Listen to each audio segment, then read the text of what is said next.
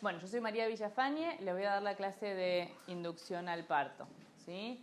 Por definición, la inducción al parto es la práctica en la que se intenta lograr un trabajo de parto con mediante un inicio artificial de las contracciones para que se borre el cuello y se dilate, utilizando fármacos o algunas maniobras. O sea que, por definición, la inducción es la que hacemos a una paciente que no inició espontáneamente su trabajo de parto y que por alguna razón nosotros necesitamos que se finalice ese embarazo, que termine ese embarazo, ¿sí?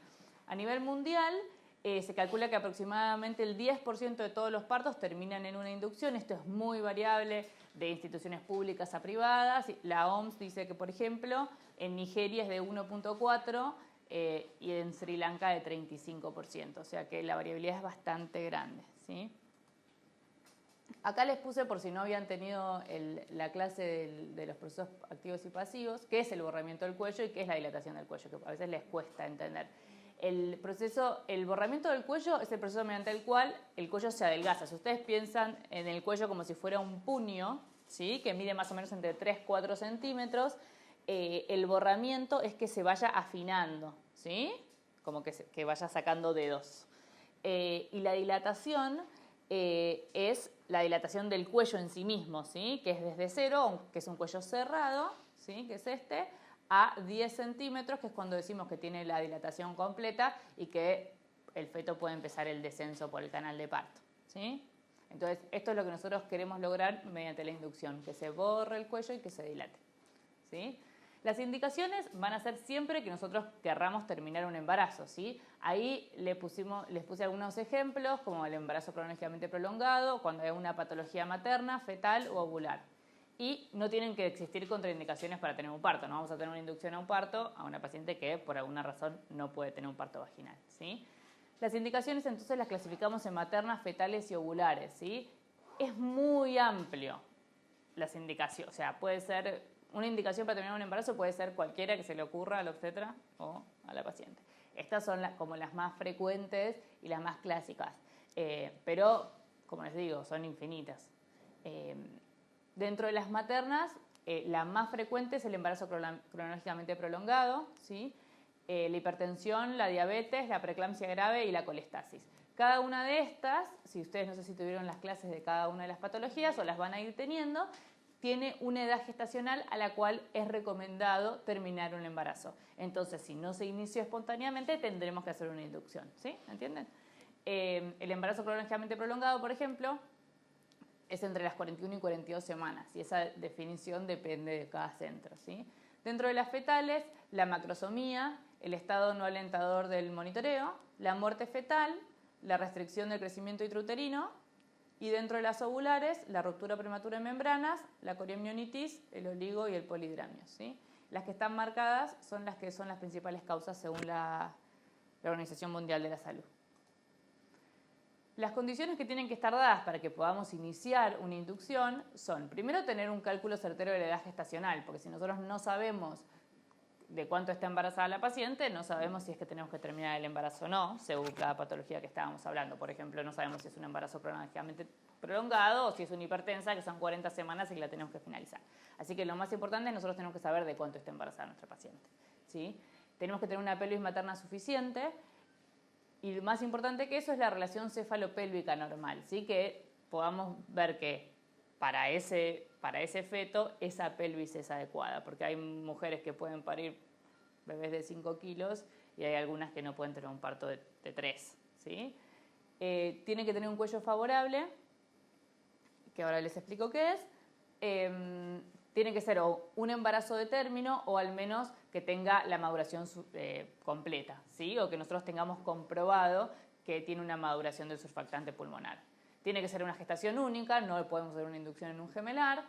Tiene que estar en una situación longitudinal y, más propiamente dicho, encefálica, ¿sí? Tampoco le vamos a hacer una inducción a una pelviana. Y tenemos que tener un monitoreo reactivo.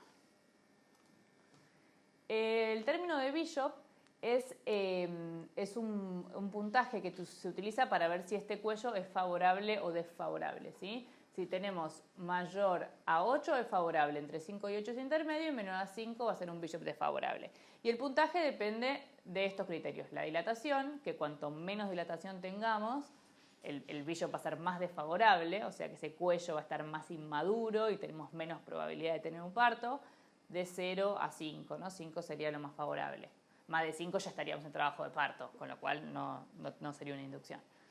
El borramiento, que cuanto a menos borramiento, que se mide en porcentajes, es 0 y a más borramiento nos da más puntaje. La consistencia del cuello, cuanto más firme esté, es más inmaduro, está más duro y cerrado, y cuanto más se va ablandando, es que está más favorable.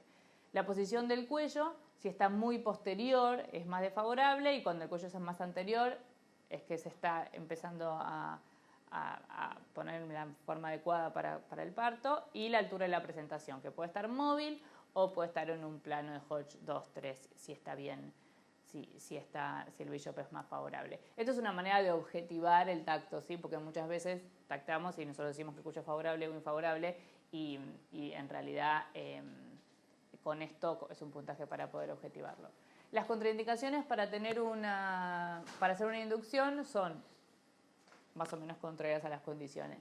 Tener una pelvis materna insuficiente, una discordancia cefalopélvica, un cervix desfavorable, un BJOP inferior a 5, eso es relativo en realidad, porque nosotros podemos probar a hacer una inducción. O sea, lo que esto nos habla es que tenemos menos chances de que poder tener un parto, y por ahí la paciente tiene que terminar una cesárea. Pero no es que porque tengo un BJOP inferior a 5 no vamos a intentar, si la paciente quiere, hacer una inducción, ¿sí? Inmadurez pulmonar fetal, gestación múltiple, cesárea anterior, cuando las pacientes tienen cicatrices, cesáreas anterior o cicatrices anteriores, por ejemplo, si se operaron por una miomatosis o tienen alguna cirugía en el útero, no se le pueden poner las medicaciones que utilizamos para generar las contracciones. Si tiene una placenta oclusiva total, porque esa es una indicación absoluta de hacer una cesárea, y la situación transversa también. Los métodos para hacer una inducción los clasificamos en mecánicos y farmacológicos. Dentro de los mecánicos tenemos el despegamiento de las membranas ovulares o la maniobra de Hamilton, la amniotomía, y dentro de los farmacológicos podemos utilizar la oxitocina o prostaglandinas como el misoprostol. Y también acá está la dinoprostona, que no la incluí.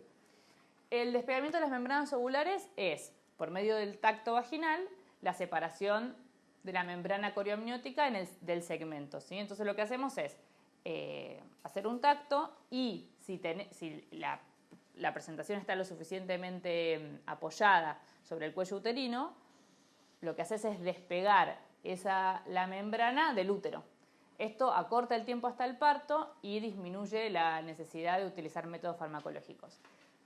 El mecanismo por el cual sucede esto es porque libera las prostaglandinas endógenas, reduce el volumen uterino y estimula el cuello uterino. Y el 60% de las pacientes va a iniciar un trabajo de parto espontáneo después de que hagamos esta maniobra, ¿sí? No se asocia a infección materna o del feto, y ahí se puede ocasionar molestia, pero molesta bastante. Y también puede generar un poquito de sangrado, que hay que avisarle a la paciente para que no se asuste, ¿sí? Pero les molesta.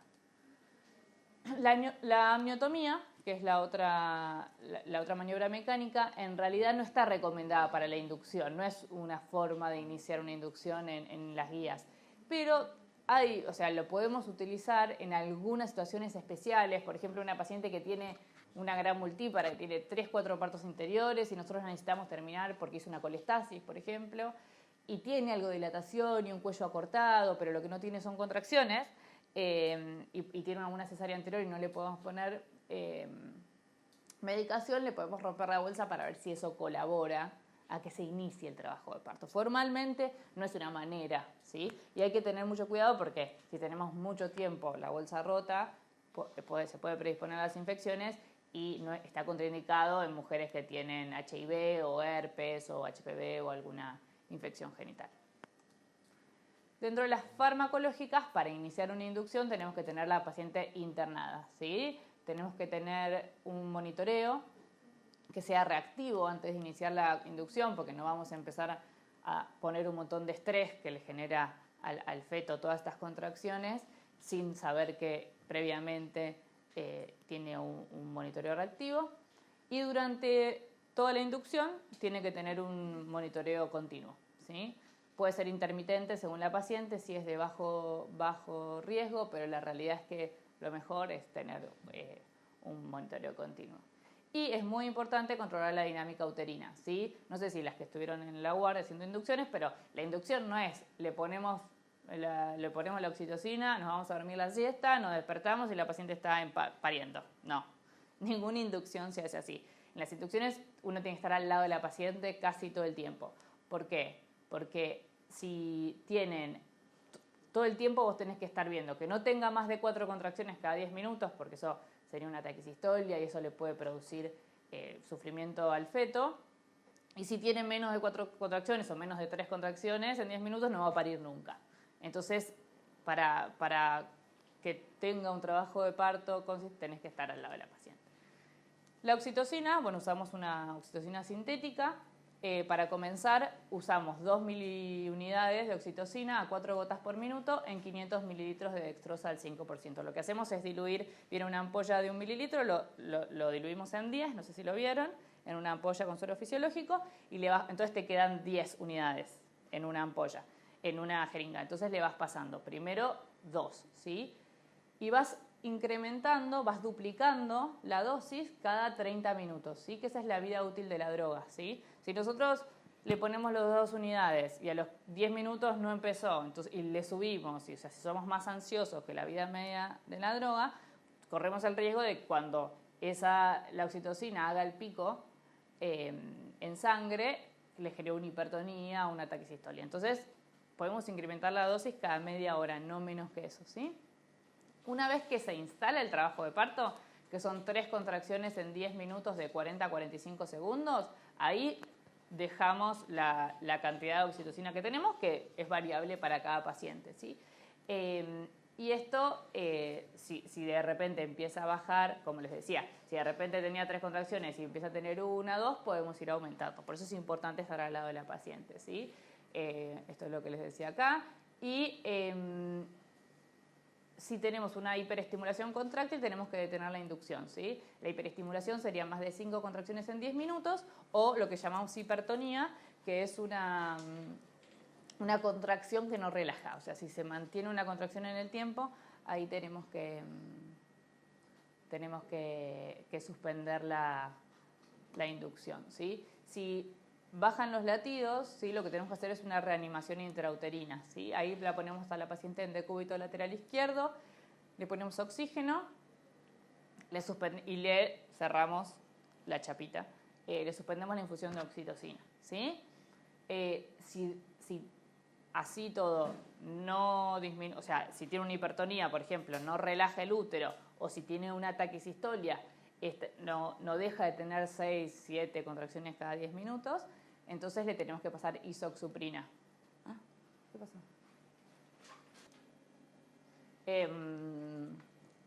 Ahí le tenemos que poner isoxsuprina, que lo que hace es compite en los receptores con la oxitocina y hace que se relaje el útero.